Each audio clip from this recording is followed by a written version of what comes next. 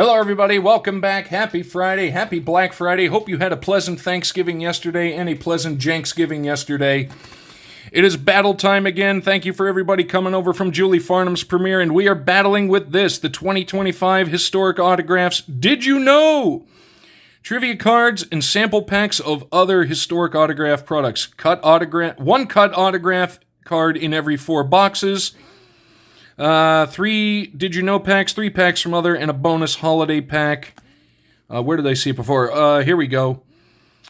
Sample packs may include from the Federal League, the Washington Chronicles, 1918. There's some good stuff in here. Cut signatures, here we go. Elvis Presley, Mark Twain, Orville Wright, Branch Rickey, Wilt Chamberlain, Johnny Unitas, and Oscar Robertson. Be social? I'd rather not. Did you know? I cannot wait to see this one because a lot of fun is going to be had. We definitely had a lot of fun at Julie Farnham's premiere. And now we're going to see just what in the world this box has to offer. How do you open? You open this way. All right. In we go, and we're going to start sifting through and seeing what in the world we got. All right. We'll put you up there just in case. So here is our 3 Did You Know packs, and these will probably be coming back if they're trivia. Oh, interesting. We've got Chaos 2, True Crime, Tragedy, and Triumph, Halloween pack. All right. The Mob. Let's go. The Mob. And Historic Retrospective, Volume 1. Also, a pack of The Gilded Age. I haven't opened The Gilded Age. We'll get to the Did You Know stuff later. Let's open the other stuff first, and let's just enjoy it. So we're going to open first the pack of The Gilded Age. There's going to be a lot of stuff, so, ooh, this is going to be fun. Fun, I tells ya. We've got Jim O'Rourke, and there is the back with all kinds of different stuff. If I took to reading all of these, it would be like a 2-hour video. But that is beautiful. The artwork looks great. If it focuses, oh, there we go, that was my fault. The Great Blizzard of 1888. Look at that. Is that a dog in a sled? That is a dog in a sled. Or sledge, as it were. Yep. 55 inches of snow, eh? Buffalo got 10 feet a couple years ago. Sir Arthur Conan Doyle, he of Sherlock Holmes. Jane Averill. That's a risque picture. What do we know about her? Oh, Cabaret. Oh, star at the Moulin Rouge. Oh, that is cool. Mutton chops for the win. Philip Danforth Armour. He of... Yeah, Armour. Yeah, the meatpacking. Okay. Oh, Upton Sinclair's The Jungle. If you've ever read The Jungle, that is a brutal one to read.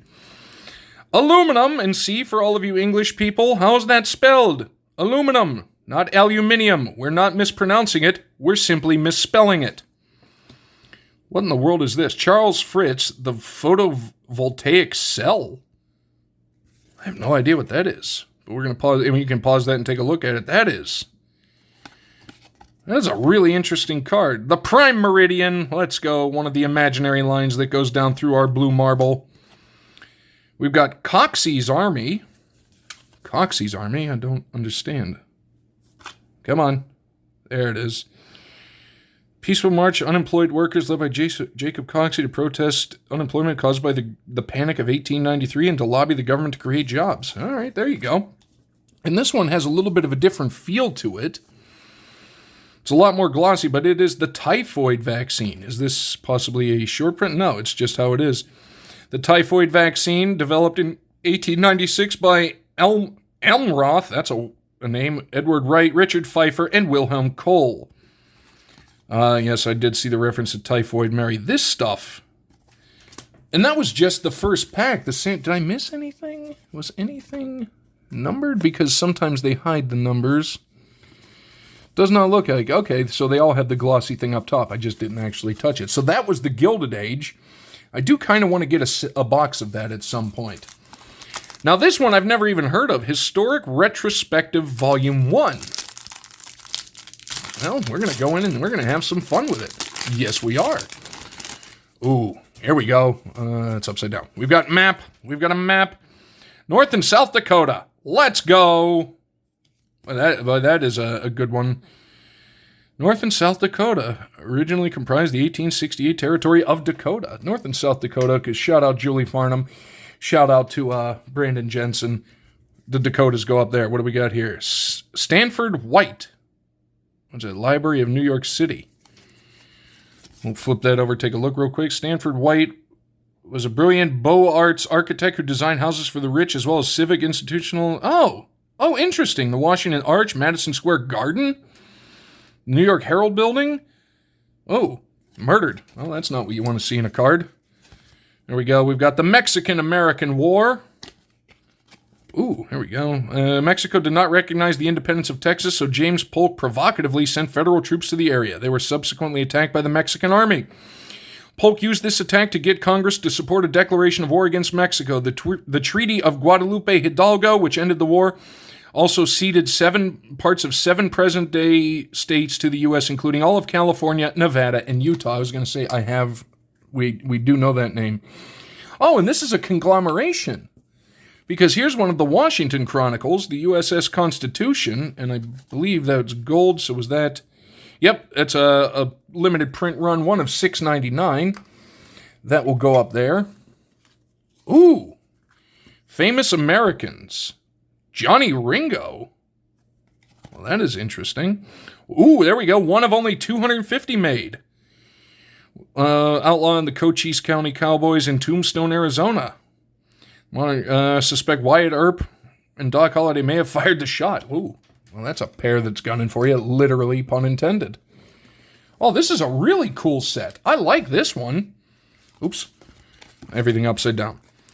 Slave Trade Act of 1794. George Washington took the first steps of eliminating slavery in the newly founded United States by signing the Slave Trade Act of 1794. Well, nice to know that we listened to George Washington back then. Famous American Benny Goodman, he and his orchestra. That is awesome. The big band music is amazing. Jaime Weiss, Crime Doesn't Pay. That's a little bit of a thicker one, a little bit of ding up there. Immigrated from Poland, shoplifting the Irish North Side Gang. Weiss swore revenge and attempted to kill mobsters Johnny Torrio, Al Capone, Angelo Jenna, Mike Jenna, John Scalise, and Albert Anselmi. All of whom, wow. Hell hath no fury like Jaime Weiss scorned. We've got Thomas Paine. Oh, God, I had to read so much of him in college. Common Sense. You know what? It is what it is. And Famous Americans of Hale Johnson. The mayor of Newton, Illinois, 1882, left the Republican Party because it failed to support prohibition, became the Prohibition Party's vice president. Boo. Boo that man. That was a really cool set. Got a couple, 2 limited print runs out of 250 we will take.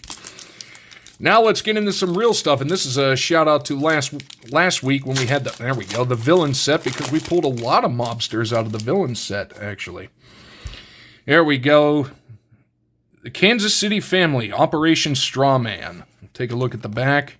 Yeah, there's just tons of information on these. That is why I love this set. I wish more information would be put on others. Ralph Natale, boss of the Philadelphia family. Cleo the Lion from the Colombo family. All right, Cleo the Lion is going to need some explanation. Was frightening loan shark debtors into paying what they own. Cleo had been with the Galaxy when a young cub, lived on milk and steak in the basement of the Cruise Social Club in Red Hook, which is in Brooklyn, I believe. How weird. We do not know if Cleo realized her ambition of being in Ringling Brothers, Barnum and Bailey Circus. That's kind of sad. I feel for Cleo. It wasn't her fault. That's awesome, though. Ooh, there's something kind of gilded. We'll put that at the back. The Blackfriars Massacre, a drug deal gone bad, as most of them are wont to do. The New Orleans family in Louisiana, Texas, Las Vegas, and Cuba. Who is this here? Henry Griffin. There's a lot of stuff that's going to have to be looked up. Umberto's Clam House in Little Italy in Manhattan. What a name. Joe Gallo was murdered just 2 months after the restaurant opened. It was a time. There we go. Sammy the Bull Gravano, the underboss of the Gambino family. How's the mob? Well, actually, we know how the mob. Cryptocurrency, Bitcoin, Monero, Ethereum, etc., etc., etc.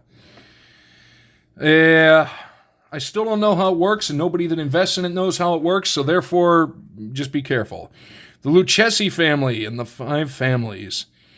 Tommaso Galliano, Gaetano Lucchesi, Carmine Tremuti, Ettore Coco, underboss Stefano Lassalle, consigliere Vincenzo Rao, and acting consigliere Mariano Macaluso.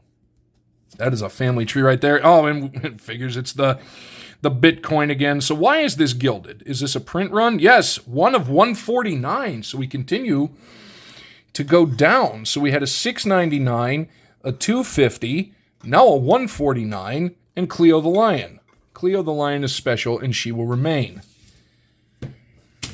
I am having a blast with this. I am having an absolute blast. All right, here we go. So we've got the Chaos 2 True Crime, Tragedy, and Triumph Halloween Pack.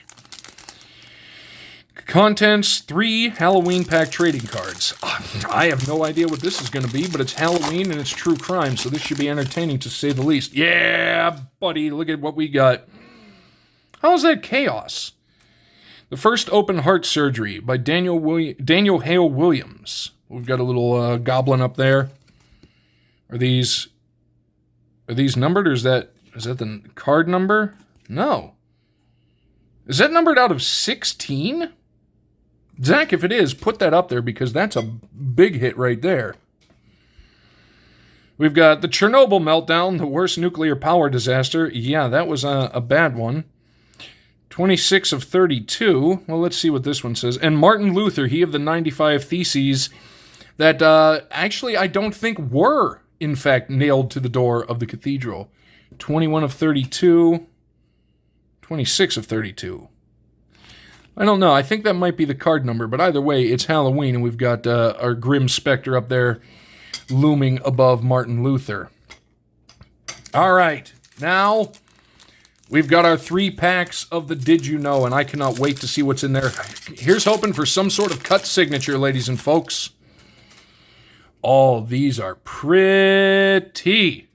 We'll just take a look at the bag real quickly, see if they're numbered.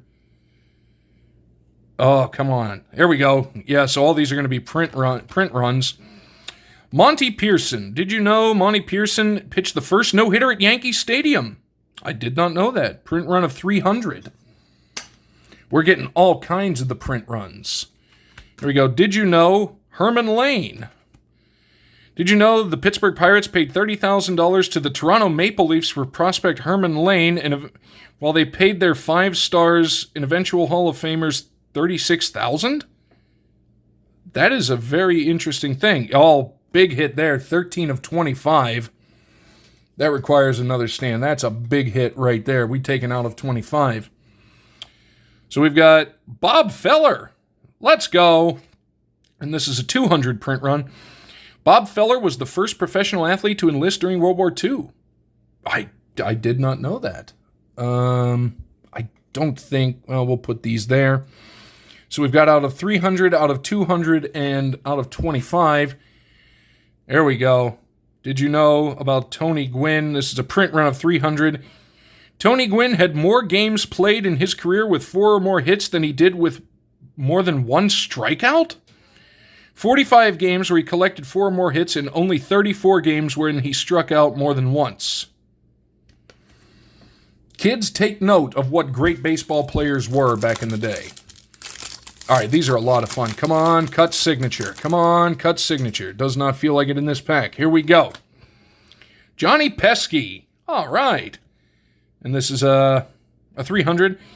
Johnny Pesky was the first American League player to score 6 runs in a 9-inning game. On May 8th, 1946, in a 14-10 victory over the White Sox, Pesky was 4 for 5 with a walk and reached base on an error. Came around to touch home after all 6 plate appearances. That's really cool. Ooh, this one's blue. Tom Paholski. I'm sure a lot of people have already known this stuff. What is this? All right, 75 we take. Tom Paholski was younger than Joe Nuxhall when he made his minor league debut in 1945. Nuxhall was 15 years old and 316 days when he debuted for the Reds in 1944, but Pucholski was 15 years and 270 days when he started in 1945. Unlike Nuxhall, who only pitched a two-thirds of an inning with a 67.5 ERA, Pucholski pitched well and went 5-3 in 17 games with a respectable 3.31 ERA. Out of 75 we take. There we go. We've got the Tony Gwynn again. And this one is out of 200. So we might complete the Tony Gwynn rainbow. Spaceman! Oh, next year this one's getting signed. Bill Lee credits his aunt with teaching him how to pitch. That is not as odd as it first sounds. His aunt was Annabelle Lee, a pitcher for the All-American Girls Professional Baseball League who won a championship and threw both a no-hitter and a perfect game during her years there. That I did not know, but that one's going out to him next year and get Earth 2026 on that one. That is cool. All right, in the final pack, unfortunately, we did not get a cut signature, but we got some really low numbers, and I am happy for that. Clarence Ace Parker, 300 print run. Ace Parker. Not only is Ace Parker the first Hall of Famer to live for 100 years, but is also the only NFL Hall of Famer to have only played for now defunct franchises. Played for the Brooklyn Dodgers, the Boston Yanks, and the New York Yankees.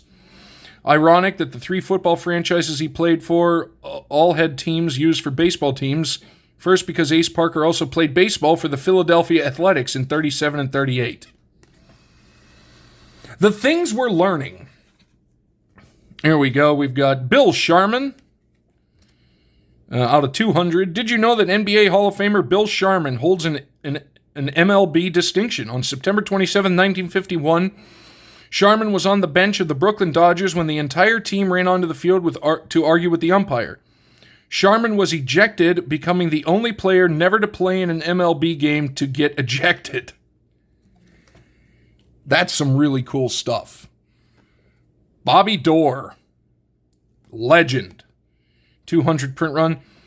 When Bobby Doerr passed away in 2017 at the age of 99, there was no one left alive who had played against a major league game against Lou Gehrig.